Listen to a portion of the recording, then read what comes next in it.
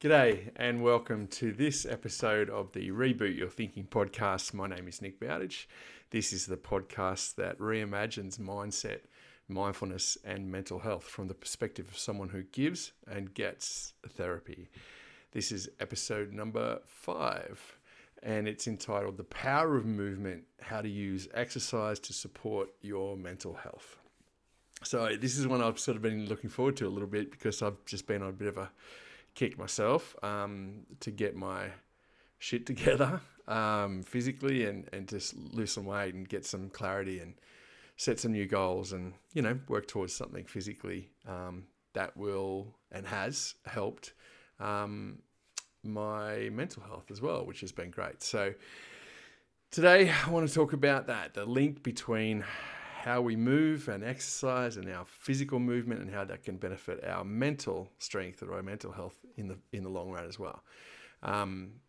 So I'm going to go through a few things, a bit of the content around, why the science behind it, I guess, behind movement and mental health. And I'm going to just go through some really surprising things I found out whilst researching for this episode, share an academic paper as usual, and then we're going to finish with 10 tips for you to actually take away from today and put into action this week and, be able to change your life in some way. So the science is the first thing. Science is always the first thing with me. So what's the science behind movement and mental health, right? There's a significant amount of research indicating that physical activity can have a positive effect on your mental health. Exercising releases endorphins, which are natural chemicals in the brain that promote feelings of happiness and contentness and soulness and reduce pain.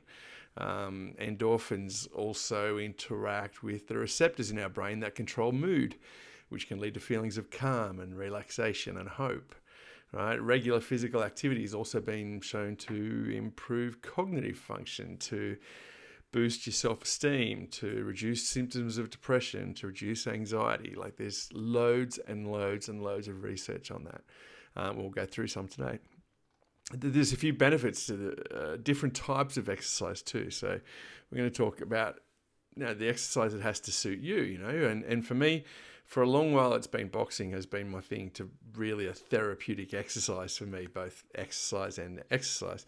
Boxing is a great form of therapy for me because it's just a very humbling thing, and it's a very, it shows me it's really easy to see metrics along the way as you improve, which I like as well. It's great exercise, like it's great fitness stuff, and it's a real good camaraderie and stuff with the people who you're doing it with too. So all of those things add up to something that's really quite useful for me, and more recently running has become a bit of a thing with me, which I never ever thought it would be in my life. So so different types of physical activity can have different benefits on your mental health too, right? So for instance, cardio stuff, running, cycling, aerobics, stuff where you're moving and really getting your heart rate up can really boost your mood and help with symptoms of depression and anxiety particularly.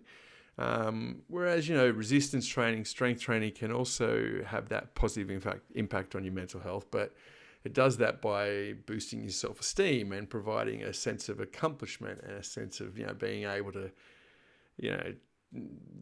be proud of something, to be able to move something really heavy, to be able to hit personal bests all the time, which is good too.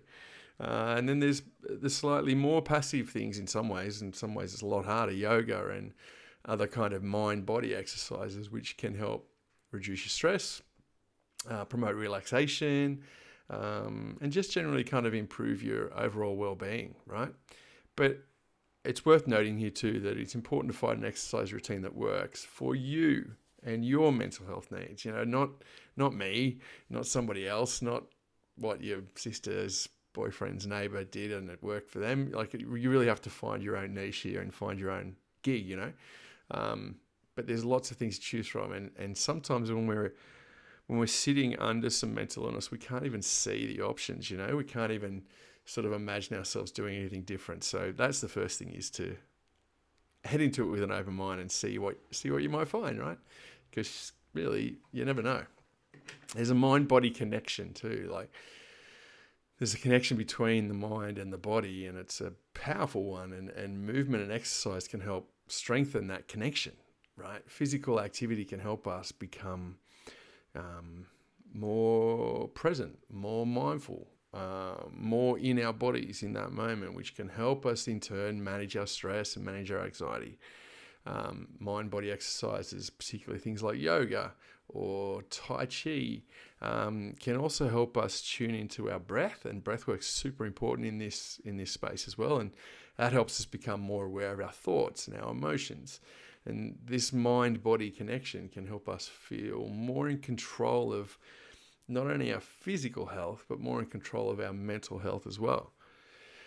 But there are barriers to this exercise too, and part of the importance of this, and certainly in this podcast, is to talk about the overcoming the barriers to exercise, right? So when we're struggling, especially struggling with our mental health, it can be really difficult to find the motivation to exercise, or the motivation to do anything, right? Sometimes. I know in the past when my depression has been really bad, it's been difficult for me to get out of bed, far less put my shoes on and go for a run, right? Or go for a swim or go to boxing. Now, I know that if I've done all those things, regardless of how I felt beforehand, I've never regretted it, right? I've never regretted one of those sessions. I always feel better at the end of it, but often it's just getting myself, like kicking myself up the ass to get me out of the door, which is the difficult part. And that's not just me, anybody who's struggling with mental health issues, it can be a real difficulty finding that motivation to exercise, to get up and move. You got low energy, you got lack of motivation, you feel self-conscious about how you look and how you move, and all of those things are common barriers to exercise. But it's important to find ways to overcome these barriers, right? Such as setting achievable goals, measuring, the same old stuff I always talk about. Let's break it down into small goals. Let's measure and track our progress. Let's celebrate little wins. Finding someone to work out with, or perhaps a group of people who you gel with and you all do the same thing. Like group exercises, it's just not just an accident that that's so huge in the world now. And one of some of the biggest exercise and fitness brands are group exercise. That's because it works, and people really want to do it.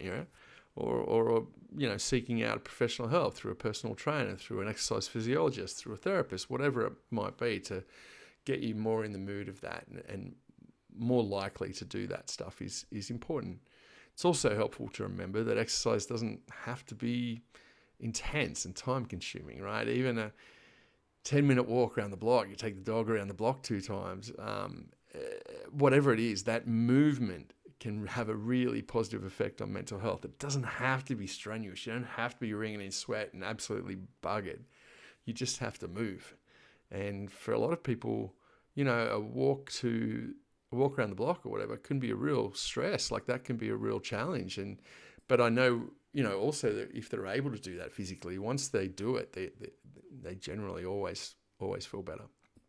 So how do you incorporate the movement into your daily life is another challenge, right? Incorporating it into your life every day can be a great way to support your mental health, but it also can be really challenging. But, small things like now, if I go to the shops, right, then I'll park my car a long way away. So I have to walk those extra steps. I mean, not a long way away, but, at the end of the car park rather than try and look for the one at the front door. Things like that. Sometimes if I'm going to Woolies, I'll park up near Coles. Like it's a long, it's just incorporating a bit more movement into my daily activities, has been really helpful for me. And I know that in my clients who I talk to this stuff about, it helps them too. Small things, right? Like taking the stairs instead of the elevator, or instead of the what do you call that thing? The moving walkway, the travelator, right? Take the stairs. There's always a stairs option. Doing a quick, a quick stretch or a quick bit of yoga in the mornings when you first sort of wake up. All those things can help boost your mood and reduce your stress, right? It's also helpful to find activities that you enjoy that fit into your daily routine. So, if you love to dance, then try taking a dance class or dancing around your living room or your kitchen for 10 minutes each day. The kitchen dancing is hugely beneficial. I can tell you personally from that. It's great for your mental health. It's great for your movement. It makes you feel good. It's lots of dopamine. It's nice, right? And no one can see how daggy you are as a dancer, which is fine too. But the key here really is to find ways to move your body that feel good and that you can realistically maintain over time, right?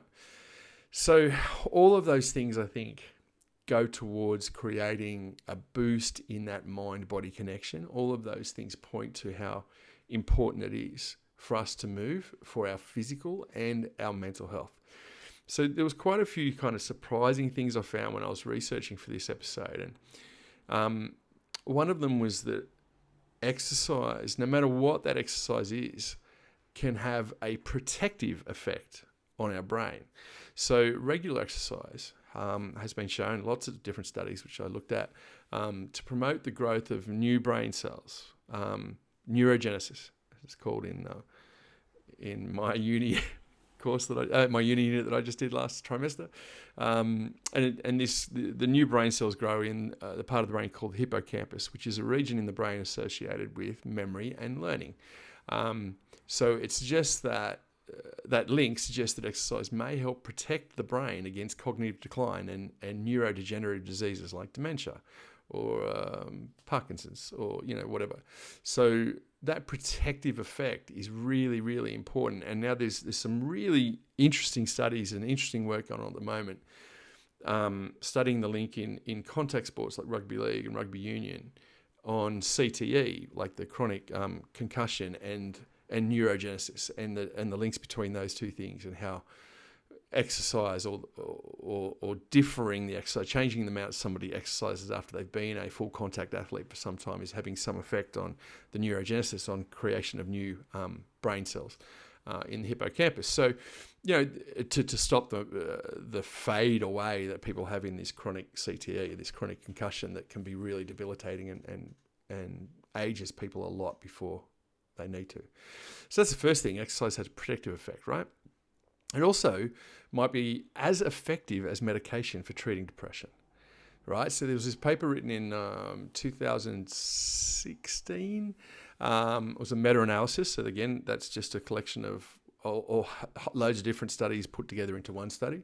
And it found that exercise was as effective as medication for treating depression in adults, right? Now that finding is significant because many people are hesitant to take medication due to loads of things, feeling weak, potential side effects perhaps, or concerns about getting dependent or addicted to those things.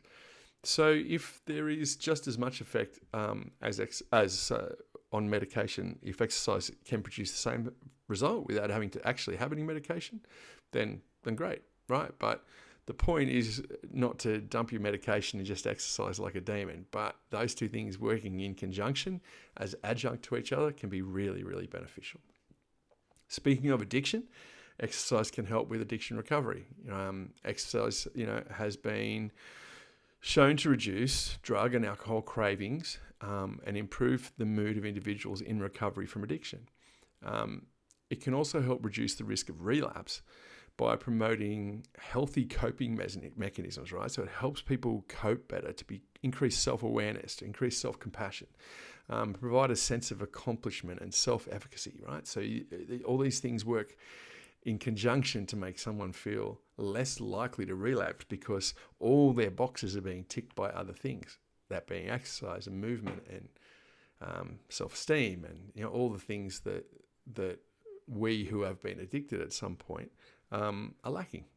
So that's a very good thing, right?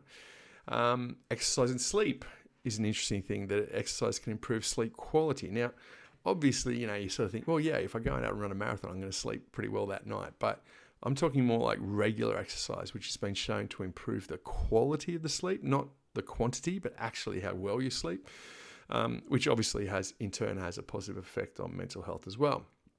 So getting enough high quality sleep is crucial for maintaining mental wellness. and can help reduce symptoms of, again, depression, anxiety, other mood disorders. Sleep is super important, and it's almost always the thing that most of my clients are completely neglecting in their life or not doing so well at. So if we can improve sleep quality, as well as probably the amount of sleep we're getting, then great, exercise works well with that. One really surprising thing that I found in a few different studies that were recent too was exercise can improve executive function.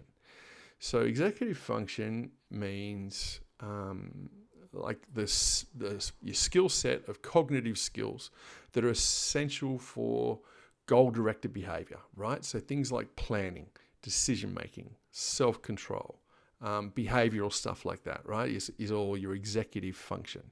And there's, different psychological disorders which attack your executive function and mean you don't plan very well, you don't make great decisions, you don't have any self-control, right? So, but exercise has been shown to improve that. Regular exercise especially improves your executive function in both children and adults, actually, which can have positive effects on schooling, academic, and occupational performance, as well as mental health.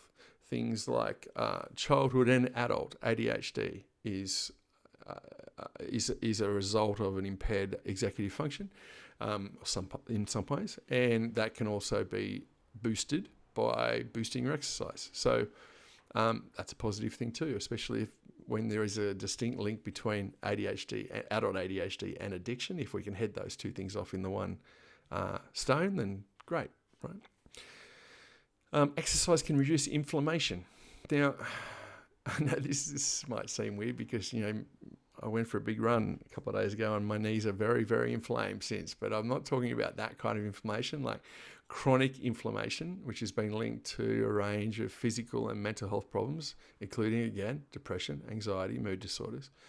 Exercise has been shown to reduce the inflammation throughout the body, right, which can help improve your mental health outcomes. So it's inflammation of joints, sure, but it's also inflammation in soft tissue, organ inflammation, all over your body, all throughout your body. And that chronic inflammation can be reduced the more regularly you exercise. It can improve your body image, right? Exercise can improve body image and self-esteem in people of all ages and all body types. You don't have to be, Arnie, and you don't have to be Elle Macpherson. There's two very 2023 references.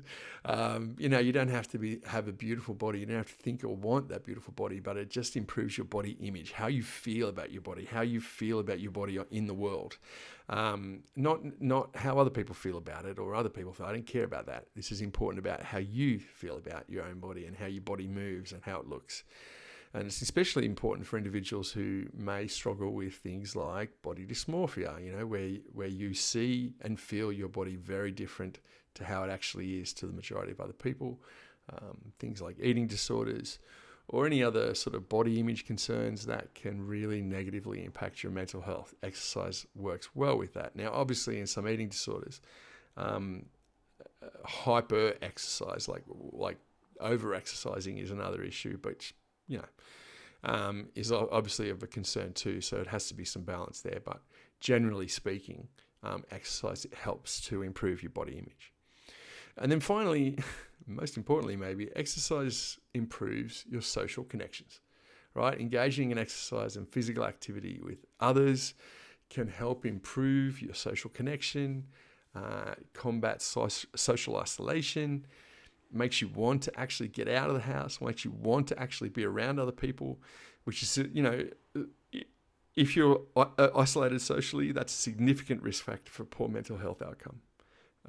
That's proven over and over and over and over again. It's particularly important for older adults who are at greater risk for social isolation, a greater risk of loneliness, right? So any kind of movement that means you come together with others who are similar or like-minded or similarly isolated is a positive thing, a very, very positive thing.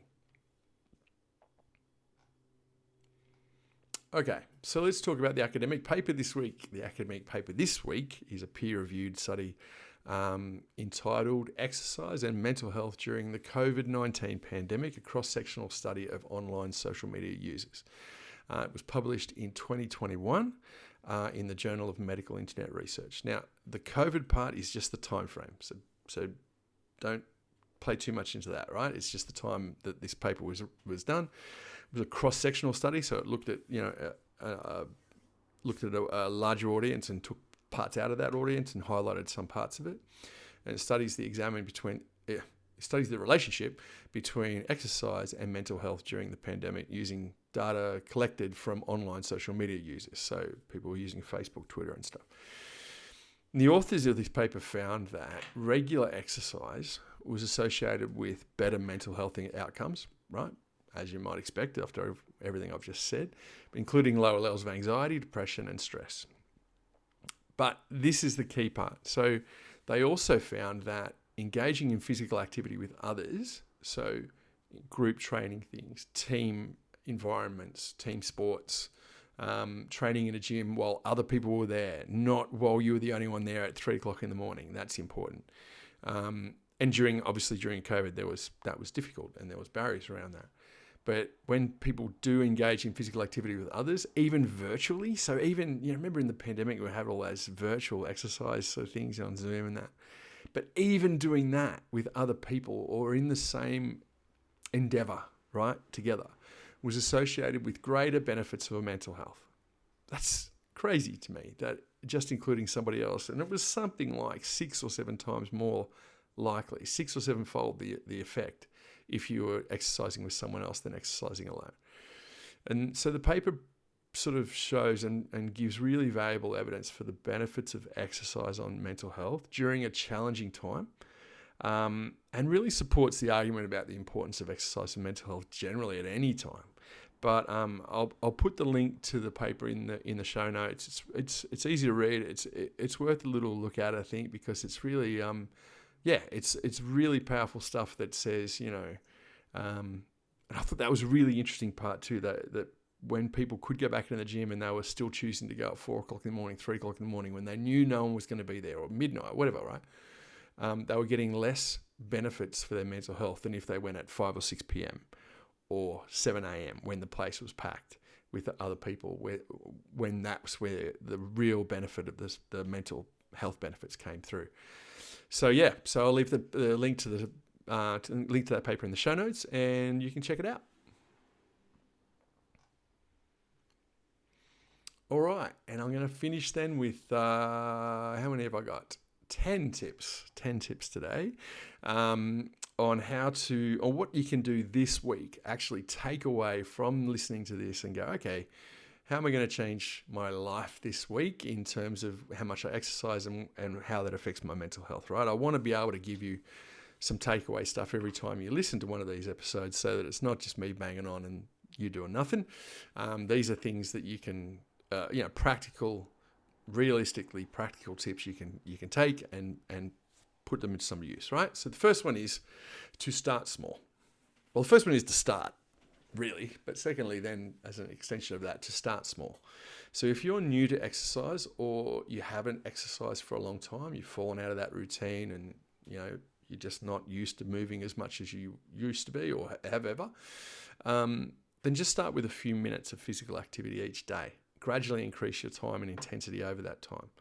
So, a client of mine who has has a panic disorder that we've worked on for a long time and has a bit of agoraphobia. So, has agoraphobia and finds it very difficult to go outside his house, far less go to the gym. He would that's a bridge too far right now. But we've been working on him just getting to he's put on a fair bit of weight and he's fairly immobile and it's difficult for him to ambulate. It's difficult for him to live daily at the moment.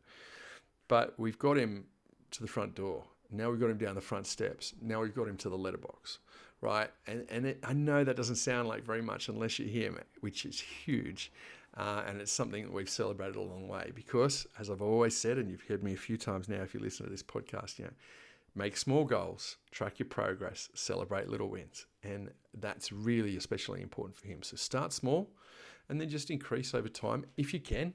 And if you need to, sometimes the small start is just enough, right? But if you attack it straight away, there's a very much higher likelihood that you're going to burn out and hate it at any time soon. So yeah, that's what I would suggest, is just starting as small as you can and seeing what you get from that. Number 2, find something you enjoy. Exercise doesn't have to be boring or tedious. It should be fun, right? Find an activity that you enjoy, whether it's dancing, hiking, going for a walk, boxing, swimming, playing a sport, running. Who thought that would be enjoyable? But it has been. And make it a regular part of your routine, right? Just really incorporate more and more and more of the stuff you love without putting yourself through the slog of forcing yourself to do shit you hate. Like, you're going to give up on that pretty quick, right? So I'd really support you to try and find something you really enjoy and just keep going after that. Number 3, set goals. Small, realistic, measurable goals, right? Setting specific, achievable goals can help you stay motivated and can track your progress. Super important to track your progress, right? Whether running a certain distance, 3K, 5K, 21K, or lifting a certain weight, having a goal in mind can help you stay focused, right? And celebrate the little wins along the way. Really, really important to do that. Number 4 is to use technology. There's countless apps and fitness trackers available that can help you monitor your progress and stay on track, right?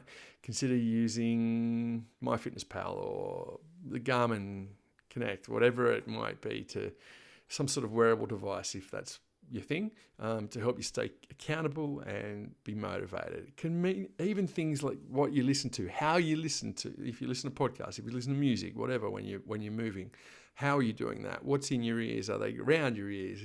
Are they sweat proof? All those sorts of things are really, really important for your longevity of doing this stuff. Technology also is things like, AI, like ChatGPT. The other day I was running, and one of the songs that came into my shuffle was Every Little Thing She Does Is Magic by The Police. And as I was running, as it was playing, it was exactly the right beats per minute for my feet to be running the pace that I wanted to run at. And then a different song came on and I was sort of thrown off a little bit, but I just remembered that. So when I came back home, I sit down to ChatGPT and I put into the AI engine, how many beats per minute is Every Little Thing She Does Is Magic by The Police? It says, it's 82 beats per minute.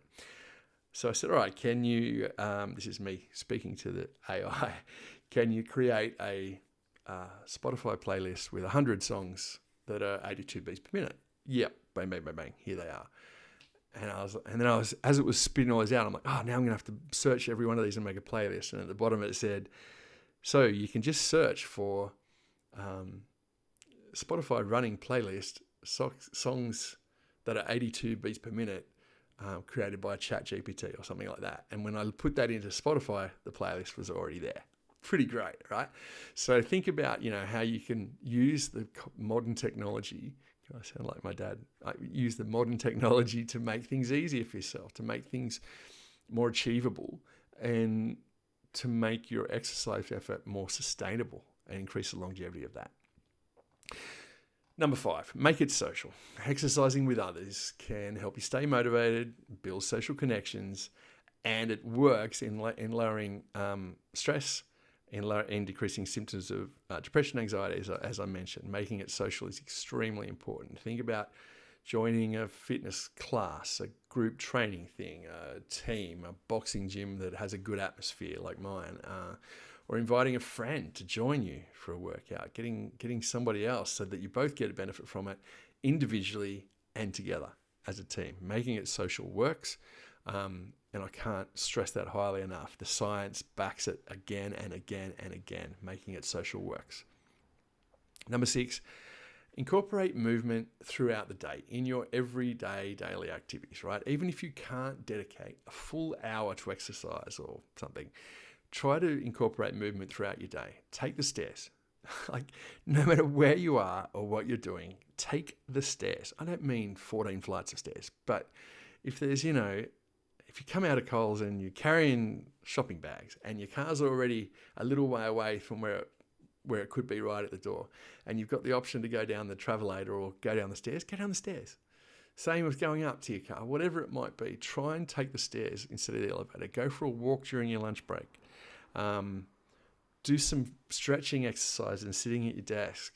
Google desk yoga. Like, there's lots of different things that we can do to incorporate movement throughout the day. That's not obvious, it's not difficult, but what it does is just boost our self-esteem and boost the endorphins throughout a long working day as well, which is great, right? And it actually is going to help you in the long run. Number 7, never thought you'd get through a podcast without me mentioning this: practice mindfulness. Right? Incorporating mindfulness techniques like deep breathing, meditation into your exercise routine can help reduce stress, anxiety, improve your overall mental health. Mindfulness is things like, I can hear the tempo of every little thing she does as magic, and I know my feet are going in time with that. I'm mindful of that. I'm in the present moment. There's no way I can escape that. That's what I mean of that sort of stuff, right? And meditation doesn't have to be sitting cross-legged with your eyes closed going, right? Meditation is thinking inwardly of the situation you're in right now, being present in the moment. All of those things are really powerful and really easy, right? Once you start doing it, I swear to God, it's really easy. But it's getting into that's difficult. Often with the mindfulness or the meditation, one of the barriers to it is that people think they have to have a silent brain, have a quiet brain. Now, I don't have a quiet brain. And if I'm going to wait until my brain is quiet before I can meditate, I'll never meditate. So what I've gotten used to is, instead of thinking, okay, I have to have silence, is just turning down the volume a bit, enough for me to be in the present moment, enough for a bit not to be distracting, right? What can I hear? What can I see? What can I feel? What can I smell? These things that are around me that bring me back to the present moment helps, right? And in an exercise environment, it's exactly the same. Number 8, mix it up, vary it, right? Doing the same exercise routine day after day will become boring and you will quit. You're a human being. We don't like that. Mix it up by trying new activities, switching up your routine, training at a different time, training at a different gym. Just keep things interesting and challenging, right? Don't swim in the same pool all the time. Don't walk around the same block all the time. Even if it's the same block, walk the other way. Change things. See if you can mix it up and keep it fresh and change things around so that you are less likely to quit because it's boring and you're over it, right? So mixing it up means the more variety, means the more exercise, means more improvement to your mental health. Number 9, now this isn't possible for everyone, but get outside.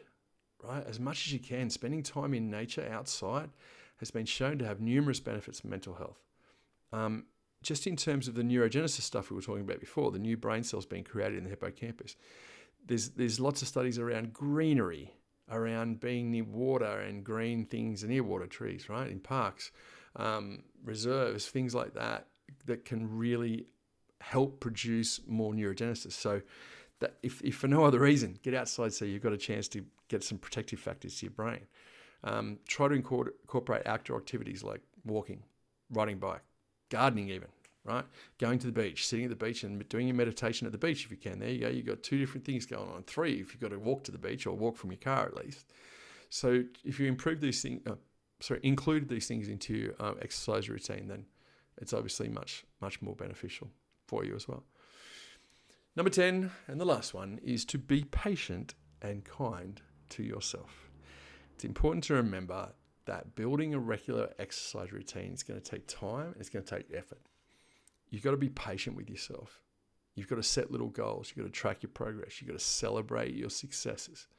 And don't get discouraged too much by setbacks, right? Unless you're an Olympic athlete, you need to adjust your expectations around, not being an Olympic athlete. So, for me, I can see how quickly someone can run 10Ks. I can't do that at the moment.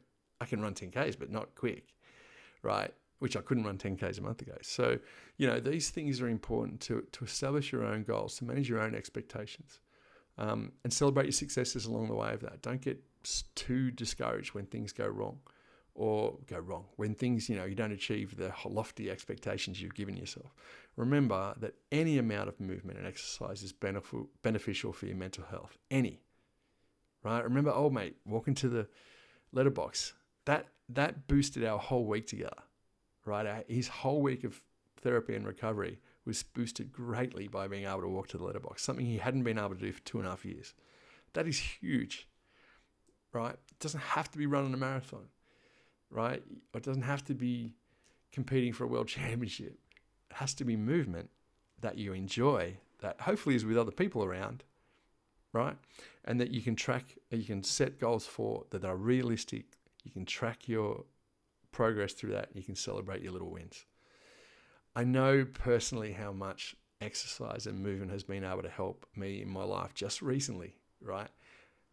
Having lost, 32 kilos in the last sort of 6 months, and now all of a sudden running, over 20 Ks and doing it not easily. That's not true, but doing it a lot easier than I thought I'd ever would be able to. And all of those things boost my body image. They boost my self-esteem.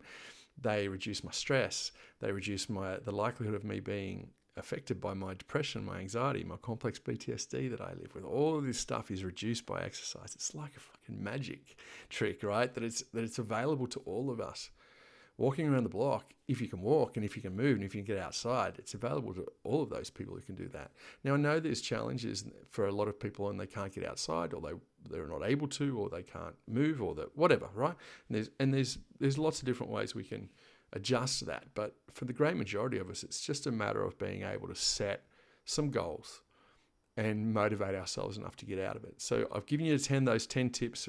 If you take one of those tips in this week after you listen to this podcast and put it into your routine, I'm sure you're going to change your life. I mean, it's as simple as that.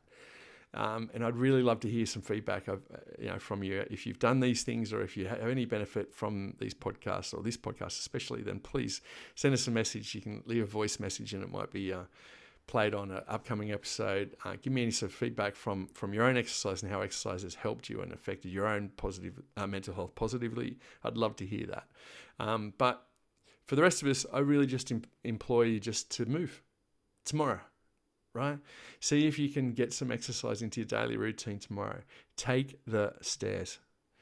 And hopefully we're working towards being the very, very best version of ourselves we can be. See if you can move tomorrow. See if you can get someone to move with you. Right? Let's make a serious difference in this, a serious dent in the world. But yeah, no matter what you're doing, I really appreciate you listening to this. I'd really love any sort of contact from you to suggest topics in the future, or give me some feedback, or ask any questions you like, and I can research the hell out of it and create a podcast around that for the next one or whatever. So let me know. But otherwise, just keep moving. Just keep trying to be the best we can be. Just putting one foot in front of the other. And I'll talk to you very soon. All right. Hooroo.